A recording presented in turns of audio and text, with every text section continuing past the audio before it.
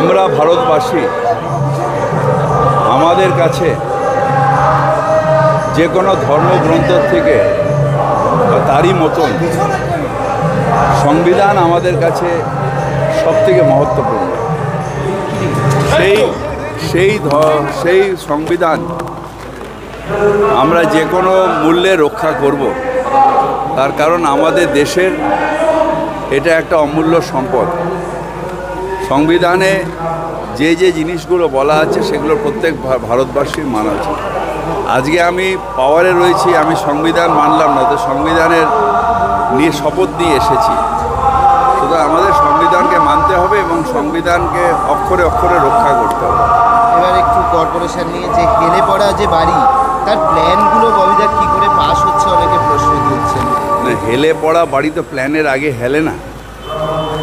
হেলে পড়া বাড়ি প্ল্যানের আগে হেলে না, তাদের পাইলিং থাকে। কারণ কর্পোরেশন তো ইঞ্জিনিয়ারিং সেকশনটা দেখে না। এই বাড়িগুলোর দেখার দায়িত্ব হচ্ছে যারা স্যাংশন নিয়েছে, অর্থাৎ যারা ইঞ্জিনিয়ার, যারা এলবিএস, যারা দায়িত্ব নিয়েছেন বাড়িটা তৈরি করার, আমরা দেখাশোনা করব এবং তৈরি করব। কর্পোরেশনের প্ল্যানের মধ্যে যারা তাদের সেই অঙ্গীকার করেছে তাদের দায়িত্ব। কর্পোরেশনের তো দায়িত্ব না প্রত্যেকটা বাড়ি তার নিচে কি আছে না আছে দেখা। আর সেকেন্ডলি হচ্ছে যে এরকম হেলে পড়া বাড়ি সারা ভারতবর্ষে অনেক আছে।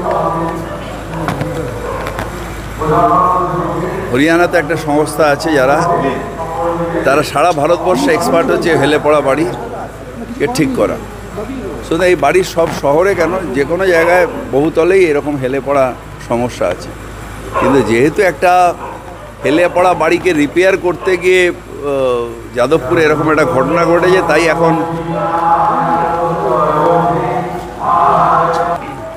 যে ভারতবর্ষে এরকম হেলে পড়া বাড়ি অনেক আছে এবং একটা পেটেন্ট সেই সংস্থা নিয়ে রেখেছে হেলে পড়া বাড়িকে ঠিক করা। তাদের সাথেও আমাদের যোগাযোগ হয়েছে, তারাও শিগগিরই কলকাতায় আসছে।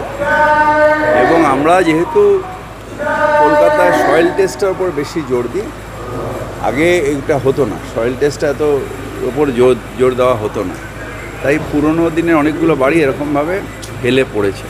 আর ইঞ্জিনিয়ারদের যাদের রোস্টার ডিউটি ছিল, কোনো সোপাস করা হচ্ছে সবাই? না, সবাইকার রোস্টার আমি দেখেছি যে মোটামুটি সবাই রোস্টার মেনটেন করছেন, এরকম কেউ নেই যে রোস্টার মেনটেন করছেন না। বেশ কয়েকজন ইঞ্জিনিয়ারকে সোপাস করা হয়েছে, সাব অ্যাসিস্ট্যান্ট ইঞ্জিনিয়ার। তাদের তো ওই গাফিলতির জন্য, যে তারা যখন বেঁকে যাচ্ছে বলছে না, এটার জন্য। কিছু জনের আছে গাফিলতি। না, রোস্টারে নেই। আচ্ছা, বলছি আরজি করের যে তরুণী, তিনি তার সোদপুরের জনসমক্ষে মুখ্যমন্ত্রীর পদত্যাগ দাবি করেছেন। ওর বাবা বলছেন মুখ্যমন্ত্রীর লজ্জা থাকলে পদত্যাগ করতেন, কোনো যোগ্যতা নেই পদে বসে থাকার, তাও আঁকড়ে বসে। উনি কি দেখেন, আমরা অত্যন্ত সহানুভূতি ওনার প্রতি।